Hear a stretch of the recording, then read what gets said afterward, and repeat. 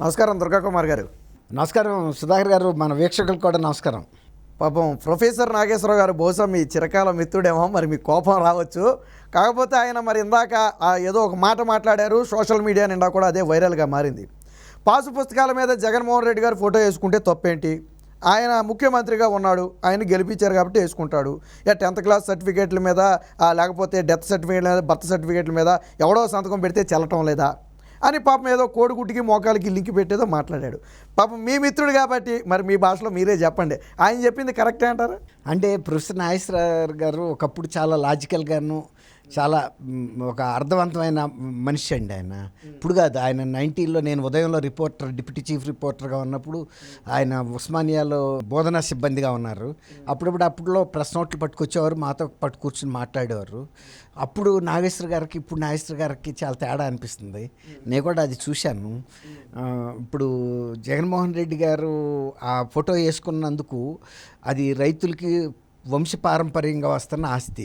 Suppose ఇవాళ ఏదైనా కొత్తగా ఇళ్ల స్థలం ఇచ్చి ప్రభుత్వ స్థలం ఇచ్చినా కానీ ఆయన తీసుకోవటం సమంజసం కాదు. అది మన ప్రొఫెసర్ నాగేశ్వరరావు గారు లాంటి పెద్ద మనిషి, కొంచెం లౌక్యం తెలిసిన మనిషి, లౌకికవాది, ఆయన సమర్థిస్తుంటే మాకు కూడా అంత సమంజసంగా అనిపించలేదు. అంటే వయసును బట్టి ఒక్కోసారి కాలమాన పరిస్థితుల్లో మనుషులు మారతారంటారు చూసారా, ఆయన కూడా వయసు ప్రభావం కొంత పనిచేసి ఇదివరకటంత సురుగ్గాను ఆవేశం తగ్గి కొంత ఇదైపోయినట్టుగా అనిపిస్తుంది. టైంకి తగ్గట్టుగా సర్దుకుపోయే గుణం అలవర్చుకున్నాడేమో అనిపిస్తుంది. లేకపోతే అసలు ఆయనే ఊరుకునేవాడు కాదు. అసలు అట్లాంటిది ఆయన ఎందుకు వేసాడని. ఇప్పుడు వయసుతో పాటు వచ్చే పరిపక్వత అనండి, నిదానం అనండి, ఏదన్నా అనండి మీరు దాన్ని. మరి నేను ఆశ్చర్యపోయా నిజానికి. నేను కూడా రైతుని, నాకు కూడా 2.5 ఎకరం ఉంది. అది జగన్మోహన్ రెడ్డి గారు ఇవ్వలేదు, చంద్రబాబు నాయుడు గారు ఇవ్వలేదు, రాజశేఖర రెడ్డి ఇవ్వలేదు, అంతకుముందు ముఖ్యమంత్రులు ఎవరు ఇవ్వలేదు. మా తాతల తండ్రుల నుంచి వస్తున్న ఆస్తి 2.5 ఎకరం ఉంది. దాని మీద ఎవరో ముఖ్యమంత్రి వేస్తే ఇవాళతో అయిపోదు కదా, ఇవాళ ముఖ్యమంత్రి దిగిపోతాడు. పిబి షెల్లి ఎవరో చెప్పినట్టు బ్రూక్ అంటే దాన్ని ఒక ప్రవాహం అంటది, మనుషులు వస్తారు పోతారు, మేము మాత్రం చిరకాలం కొనసాగుతామని. అట్లాగే మా భూమి చిరకాలం మా మనవాళ్ళ రాక కూడా వెళ్తుంది, ఇంకా కూడా వెళ్తుందేమో. దాని మీద మధ్యలో వచ్చిన ఒక ముఖ్యమంత్రి ఎవడైతే మనకెందుకు, ఆడి అవసరం ఏముంది, ఆడిది అది ఏమన్నా.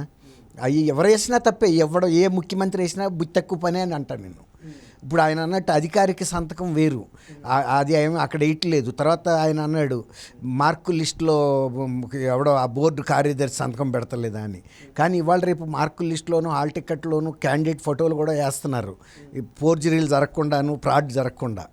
డిగ్రీ సర్టిఫికెట్ల మీద కూడా ఫోటోలు వేసే. అవును, ఇప్పుడు అన్ని ఫోటోలు అన్నీ వచ్చేసినాయి, ఇంప్రింట్గా వచ్చేస్తాయి. అవును, అవన్నీ ఆయనకు తెలుసు. అంటే ఇప్పుడు ఈయన చెప్పిన లాజిక్ ప్రకారం సంతకం పెట్టినోడు ఆడి ఫోటో వేసుకుంటే దాని మీద అది వేరు, అట్ట తప్పు. కానీ ఇప్పుడు క్యాండిడేట్ ఫోటో పెట్టి కింద ఎవరో ఒక వ్యవస్థ అనేది ఉండాలి కదా. ఇప్పుడు ముఖ్యమంత్రి బదులు పని చీఫ్ సెక్రటరీ దేయండి, పని ఆయన పలానా ప్రభుత్వ ప్రధాన కార్యదర్శి అని. ముఖ్యమంత్రి అనేవాడు ఉండడు కదండి. ప్రభుత్వ ప్రధాన కార్యదర్శి అన్న ఒక 2 టర్మ్స్ ఉండొచ్చు, 7 ఏళ్ళు 6 ఏళ్ళు 10 ఏళ్ళు. కానీ ఒక ముఖ్యమంత్రి 5 ఏళ్ళకి మారిపోతాడు. అసలు ఒక్కోసారి ఏదన్నా జరిగిపోయినా పోవచ్చు, ఎవరు చెబుతాడు. రాజు పానువచ్చు, గుర్రం ఎగరవచ్చు అన్నట్టు ఎవరు చేస్తాం. ఇప్పుడు మనం ఇక్కడ బయలుదేరి ఇంటిరాకి వెళ్తామని నమ్మకం ఉందా?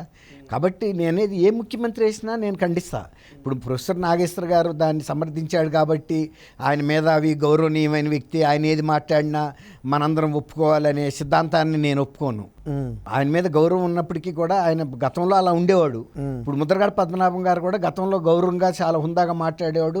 ఎన్టీ రామారావు గారు కూడా ఒక సొంత కొడుకుని చూసినట్టు చూసేవాడు, అంతకన్నా ఎక్కువ చూసేవాడు. చాలా చిన్న ఆయన గౌరవం ఇచ్చేవాడు ఆ వ్యక్తిత్వానికి. ఇవాళ ముద్రగడ పద్మనాభం గారు ఆయనంతటా ఆయనే సెల్ఫ్గా సూసైడ్ చేసుకున్నట్టుగా మాట్లాడుతున్నాడు. ఏ సమాజం కూడా హర్షించలేకపోతుంది పద్మనాభరెడ్డి పేరు మార్చుకుంటానని. కానీ ఆయన గెలవపోతే, నేను ఓడిపోతే నేను పేరు మార్చుకుంటానంటే అర్థం ఉంది. తర్వాత పలానా కులం అని నువ్వే ఎందుకు చూస్ చేసుకుంటున్నావు?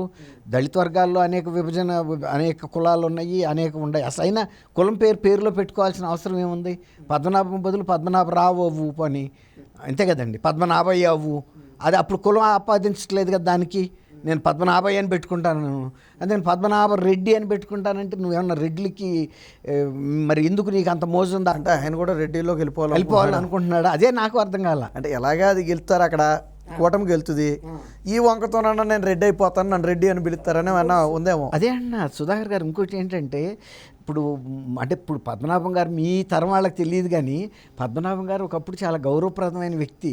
ఆయన ఒక చిన్న ఇష్యూస్ మీద కూడా వచ్చి రిజైన్ చేసి వెళ్ళిపోయాడు రైలు ఎక్కి, సొంత కారులో రైల్వే స్టేషన్కి వెళ్ళి రైలు ఎక్కి క్వైట్గా వెళ్ళిపోతే రామారావు గారు ఆయన్ని మళ్ళీ ఇంకో స్టేషన్లో పోలీసులను పంపించి ఇంటెలిజెన్స్ వాళ్ళని మళ్ళీ దింపి పంపించండి వెనక్కి కానీ అంత విలువ ఇచ్చేవాడు. ఏదైనా ఆవేశం మీద రిజైన్ చేసినా ముఖ్యమంత్రిగా ఆయన చేశాడు ఆయన ఒకసారి రిజైన్. ఇది ఏ విషయం మీదండి? ఏదో చిన్న ఇష్యూ మీద ఇట్లాంటిదే చేస్తే ఆయన మళ్ళీ పిలిపించారు. రామారావు గారు కూడా ఆయన ఎందుకు చేసి వెళ్ళిపోయాడు, అయితే నేను కూడా ఆమోదిస్తానని ఆవేశానికి దిగల. ఎందుకంటే అవతల పద్మనాభం గారు ఒక పద్ధతి గల మనిషి, మన బిడ్డలు అంటాడనే ఒక ఇది ఉంది ఆయన కన్సిడరేషను. రామారావు గారు మామూలుగా ఆయన సహజంగా అట్లా చేయడు, కానీ ఒక కుటుంబ సభ్యుల్లాగా పరిగణించేవాడు తెలుగుదేశంలో అందరినీ కూడా. అట్లా ఒక అభిమానంగా ఉన్న వ్యక్తి వాళ్ళ ఆయన స్థాయి మారిపోయింది. ఇవాళ అందరూ చీ అనే పరిస్థితి తెచ్చుకున్నాడు.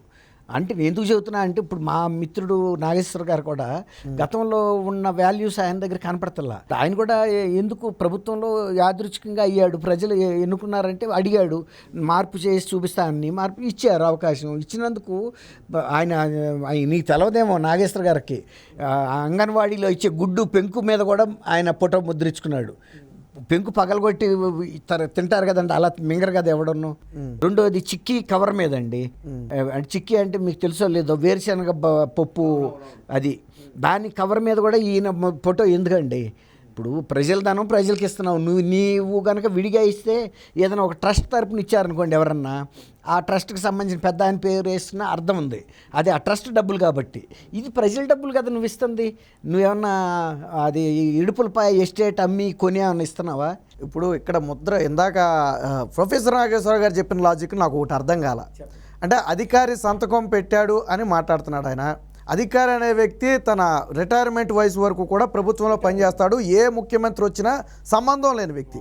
కానీ జగన్మోహన్ రెడ్డి అలా కాదు కదా, 5 ఏళ్లకు వచ్చాడు. ఇప్పుడు ఆంధ్రప్రదేశ్ అనేది ఓకే, అది యాంబలం అనేది ఓకే, ఆ యాంబలం ఓకే, అక్కడ ఇప్పుడు ముఖ్యమంత్రి హోదాలో ఈయన సంతకం పెట్టవచ్చు, తప్పులేదు. మారిన వ్యక్తి తర్వాత వచ్చినప్పుడు ఆయన పెడతాడు.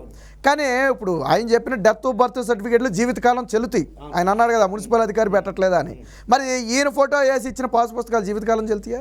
అసలు జీవితకాలం చెల్లినా చెల్లిపోయినా ఈయన ఉంటాడా 5 ఏళ్ల తర్వాత? చెల్లుతాయా చెల్లవ తర్వాత క్వశ్చన్ సార్. తీసినప్పుడల్లా మరి రైతుకి ఎంత బాధ వేస్తే, ఆయనకి పొలం ఉందో లేదో నాకు తెలీదు. పొలం అంటే ఇప్పుడు తండ్రి తాతల నుంచి వచ్చింది కానీ ముఖ్యమంత్రుల నుంచి రాలేదు కదా మనకి. ముఖ్యమంత్రి నుంచి కనుక వస్తే పోనీ ఆ ముఖ్యమంత్రి వాళ్ళు లేడు కాబట్టి ఈ ముఖ్యమంత్రి చేస్తే అర్థం ఉంది. అసలు ఏ ముఖ్యమంత్రికి సంబంధం ఉండదు అంటాను. రైతు రాజముద్ర అంటారా, రాజముద్ర వేయండి. అలాంటి ఏమైనా సంస్థల వ్యవస్థలో వేసేటని మనం ఏం కాదను. మరి దాన్ని ఆయన అంత బలవంగా సపోర్ట్ చేస్తాడంటే సోషల్ మీడియాలో ట్రోల్ చేయరా? ఇప్పుడు ఆయన నుంచి అలాంటిది ఆశించరు కదండి. ఇప్పుడు సింహం గర్జిస్తే సింహ గర్జనలాగా ఉండాలి, పిల్లిలాగా మాట్లాడితే ఇదేంటి సింహంలాగా ఉండి పిల్లి మోత వచ్చిందని అనరా? అందరూ ఆశ్చర్యపోయారు. పిల్లిలాగా కూర్చుంది అనుకోండి, ఎవడు ఆశ్చర్యపోయాడు? పిల్లే అది ఆఫ్టర్ ఆల్. కానీ సింహం అట్ట కుయ్యొద్దు కదా. దేని జాతి లక్షణం దానికి ఉండాలి. మా నాగేశ్వర గారు కూడా ఒక విద్యావంతుడు, ఒక వ్యక్తిత్వం ఉన్న వ్యక్తి, ఒక వామపక్ష భావజాలం ఉన్న వ్యక్తి. అలాంటి వ్యక్తి ఇలాంటి చిన్న మాటలు మాట్లాడితే సహజంగానే వాళ్ళ సోషల్ ట్రోలింగ్ అవుతుంటే మాకు బాధగానే ఉంది. కానీ మరి ఆ నాగేశ్వరం ఈ నాగేశ్వరం ఒకరా కాదా అని మాకు కళ్ళు నలుపుకోవాల్సిన పరిస్థితి వచ్చింది. నేను 90లో ఉన్నప్పుడు ఆయన ఉస్మానియా యూనివర్సిటీ నుంచి మా ఉదయం ఆఫీస్ కూడా ఆజామాబాద్ ఇండస్ట్రియల్ ఏరియాలో ఉండేది. వచ్చేవారు ఆ రోజుల్లో. అప్పుడే బడ్డింగ్ పర్సన్ ఆయన. అయినా అప్పటికే కొంత వ్యక్తిత్వం ఉందనేది మాకు అర్థమైంది. ఆయన్ని మేము కూడా ప్యాటర్న్ ఇచ్చేసాం, ఎందుకంటే ఇలాంటి వాళ్ళు సమాజానికి కావాలని. కానీ ఇవాళకి వచ్చేటప్పటికి ఇలాంటి అభిప్రాయాలు వ్యక్తం చేస్తుందంటే, ఒక సింహం పిల్లిలాగా కొంత కాలగర్భంలో మార్పు వచ్చిందంటే మరి సోషల్ మీడియాలో ట్రోలింగ్ ఎందుకు జరగదు సుధాకర్ గారు? అది సహజమే. కానీ మా మిత్రుడు ఇప్పటికైనా ఆయన రియలైజ్ అయ్యి క్షమాపణ చెబుతాడని ఆశిస్తున్నాను నేను.